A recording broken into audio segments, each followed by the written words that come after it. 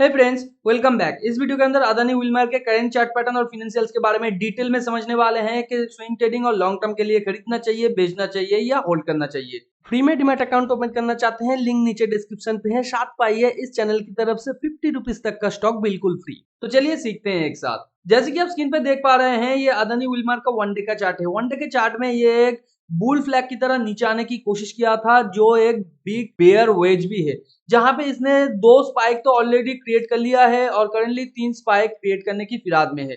और ये जो पूरा का पूरा पैटर्न है, ये यहाँ पे आप देख सकते हैं। एक तो है बुल का पोल और फिर ये धीरे धीरे नीचे आने की कोशिश कर रहा है। और अगर इसके बीच में आप देखें तो ये यहाँ पे डबल टॉप क्रिएट किया था।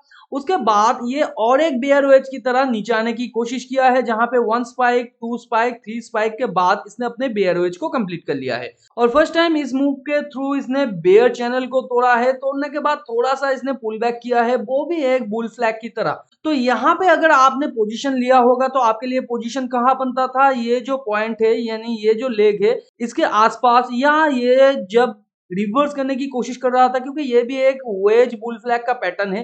तो ये जो कैंडल आउटसाइड कैंडल है, तो इसके आसपास भी आपका स्विंग पोजीशन बनता था। तो यहाँ पे आपने अगर लिया होगा तो मेजर मूव आपका यहाँ पे हो रहा था, तो यहाँ पे आपको टेक प्रॉफिट लेके निकल जाना चाहिए था। और अगर आप इसे एक मेजर रिवर्सल का पैटर्न समझ रहे थे तो ये एक बेयर फ्लैग के अंदर था। और जनरली बेयर फ्लैग नीचे की तरफ ब्रेकआउट करता है, तो इसने नीचे की तरफ ब्रेकआउट भी किया है।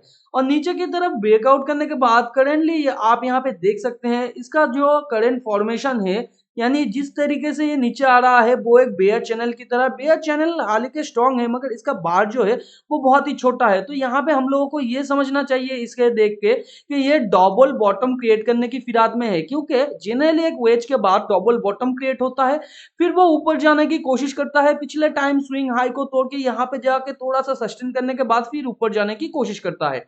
और फर्दर इसका जो डेस्टिनेशन होता है, ये जो वेज का टॉप पॉइंट है, इसके 80% रेडिएशन के अंदर। और यहाँ पे जाने के बाद ये फर्दर डिसाइड करता है कि ये ऊपर की तरफ मूव ले या नीचे की तरफ मूव ले। तो ये सोनली डिपेंड करता है कंपनी के ओवरऑल फाइनेंशियल के ऊपर, ओवरऑल मार्केट कंडीशन और सेक्टर के ऊपर। तो यहाँ पे उतना दूर हम लोग नहीं जाते हैं। करेंटली यहाँ पे ये डबल बॉटम क्रिएट करने की फिराद में है।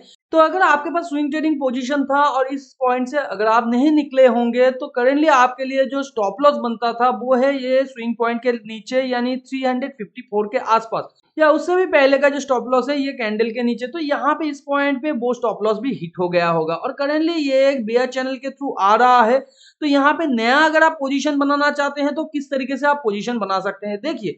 जनरली जब एक बेयर चैनल आता है तो फर्स्ट टाइम जब वो ब्रेकआउट करता है, मैंने बहुत सारे चैनल के वीडियो में आप लोगों को कहा है कि फर्स्ट टाइम जब किसी भी चैनल से ब्रेकआउट होता है तो वहां पे आइडियल पोजीशन नहीं होता है एक स्विंग पोजीशन लेने का, क्योंकि यहाँ पे एग्जिस्टिंग ट्रेंड के अंदर वो चला जा सकता है और फिर कंटिन्यू कर सकता है अपने चैनल को। मगर यहाँ पे अगर ये फर्स्ट टाइम ब्रेकआउट करने के बाद भी नीचे आता है और ऊपर जो चैनल का ट्रेंड लाइन है इसे टच करके फिर ऊपर जाने की कोशिश करता है और एक दो स्ट्रॉन्ग ग्रीन बार यहाँ पे क्रिएट करता है, तो तब बनता है आपके लिए आइडियल स्विंग पोजीशन। या पिछले टाइम स्विंग हाई को तोड़ के जब उसका प्राइस ऊपर जाता है और फिर थोड़ा सा पुल बैक करके फिर ऊपर जाने की कोशिश करता है, तो यहाँ पे होता है आपके लिए आइडियल स्विंग पोजीशन। तो अभी तो यहाँ पे कोई स्विंग पोजीशन नया नहीं है। और अगर आपका स्टॉप लॉस हिट हो गया है और फिर भी आपके पास कंपनी का शेयर है, तो भी मैं यहाँ पे कहना चाहूंगा 325 के नीचे अगर कंपनी का शेयर प्राइस जाता है और यहाँ पे एक रिवर्सल का पैटर्न क्रिएट होता है, यानी और एक बार क्रिएट होने के साथ साथ ये एग्जिस्टिंग ये जो चैनल है चैनल के अंदर चला जाता है इसका प्राइस, तो यहाँ से भी आपको सिंपली निकल जाना है, क्योंकि फर्दर चैनल बहुत दूर तक कंटिन्यू हो सकता है। हो सकता है ये और थोड़ा नीचे आके यहाँ पे डबल बॉटम बनाए, या यहाँ पे भी डबल बॉटम बनाए 325 के थोड़ा नीचे। मगर यहाँ पे आपको कोई भी अफसोस नहीं करना है, क्योंकि फर्दर ये भी हो सकता है कि ओवरऑल मार्केट कंडीशन की वजह से कंपनी का शेयर और भी नीचे जा सकता है।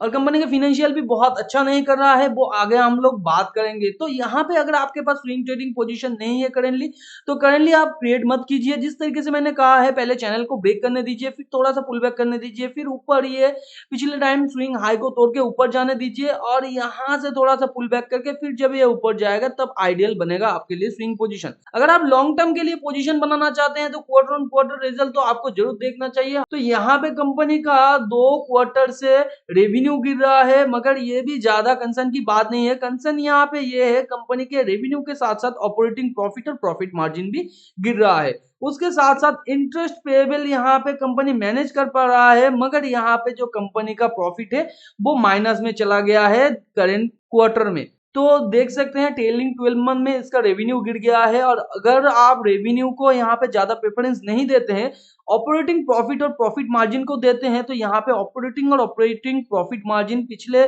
4 सालों से गिर रहा है, जो और एक कंसर्न की बात है। और यहाँ पे इंटरेस्ट एनुअली कंपनी का धीरे धीरे बढ़ रहा है, नेट प्रॉफिट भी यहाँ पे ओवरऑल गिर रहा है पिछले 3 साल से। तो यहाँ पे अगर आप देखें आरओई को, देख सकते हैं 22% था उससे पहले, और उसके बाद हुआ है 10% के आसपास, करेंटली 7% के आसपास। तो ये कंपनी के लिए एक बहुत बड़ा कंसर्न है।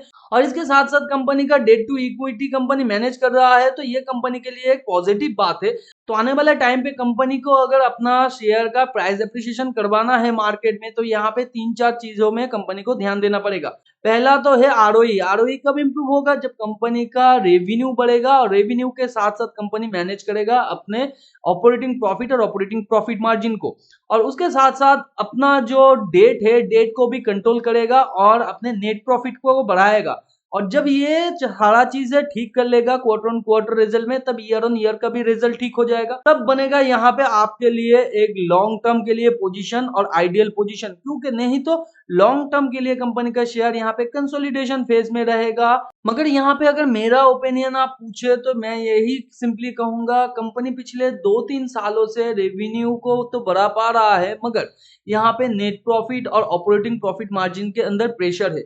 तो यहाँ पे कंपनी हो सकता है आने वाले टाइम पे इसे थोड़ा सा इंप्रूव भी करे, तब यहाँ पे अच्छा खासा प्राइस एप्रिसिएशन दिखाई देगा। रिवर्सल का पैटर्न कहाँ पे क्रिएट होगा? जब ये यहाँ से शेयर का प्राइस थोड़ा सा ऊपर जाएगा, पिछले टाइम स्विंग हाई जो है उसे तोड़ के यहाँ पे कंसोलिडेट करेगा, फिर ये ऊपर जाने की कोशिश करेगा। ये जो कंसोलिडेशन फेज है इसे तोड़ के तब मैं यहाँ पे पोजीशन लेने की सोचूंगा, और पोजीशन भी मेरा छोटा होगा और स्टॉप लॉस भी मेरा छोटा होगा। और आने वाले टाइम पे मेरा जो फर्स्ट टारगेट रहेगा यहाँ तक का रहेगा। और यहाँ पे अभी मैं देखता हूँ कंपनी के अंदर इंप्रूवमेंट लगातार होता रहा है, तो यहाँ पे मैं टेक प्रॉफिट नहीं लूंगा, फर्दर इसे होल्ड करता रहूंगा। तो यहाँ पे आपके ऊपर है, आप यहाँ पे क्या करना चाहते हैं। अगर आपके पास शेयर है तो, या नया पोजीशन अगर आप क्रिएट करना चाहते हैं, ये सोनली आपके ऊपर डिपेंड करता है। तो अगर आप फंडामेंटल एनालिसिस को सीखना चाहते हैं, जानना चाहते हैं एक कंपनी के एनुअल रिपोर्ट से कैसे फाइनेंशियल डेटा को निकाल के सही तरीके से पढ़ा और इंटरप्रेट किया जाता है, या ऑनलाइन पोर्टल जैसे मनी कंट्रोल से कैसे आप एक कंपनी के डेटा को निकाल के सही तरीके से पढ़ के इंटरप्रेट कर सकते हैं, तो सारा का सारा वीडियोस चैनल के प्लेलिस्ट के अंदर अवेलेबल है। और इस वीडियो के डिस्क्रिप्शन पे भी मैक्सिमम प्लेलिस्ट का लिंक आपको मिल जाएगा। तो टेलीग्राम चैनल को भी ज्वाइन करके रखिए, क्योंकि उसके अंदर मैंने एक एक्सेल शीट शेयर किया है जहां पे चार्ट एनालिसिस के साथ आप लोगों को समझाया है कहां पे एंट्री, एग्जिट और टेक प्रॉफिट लेना है। बहुत सारा स्विंग ट्रेडिंग का अपॉर्चुनिटी अभी भी मौजूद है, लिंक नीचे डिस्क्रिप्शन पे है, आप जाके ज्वाइन करके वो एक्सेल शीट को एक्सेस कर सकते हैं। मिलते हैं अगले वीडियो पर, तब तक के लिए अपना बहुत ज्यादा ध्यान रखिए। Thanks for watching and happy investing.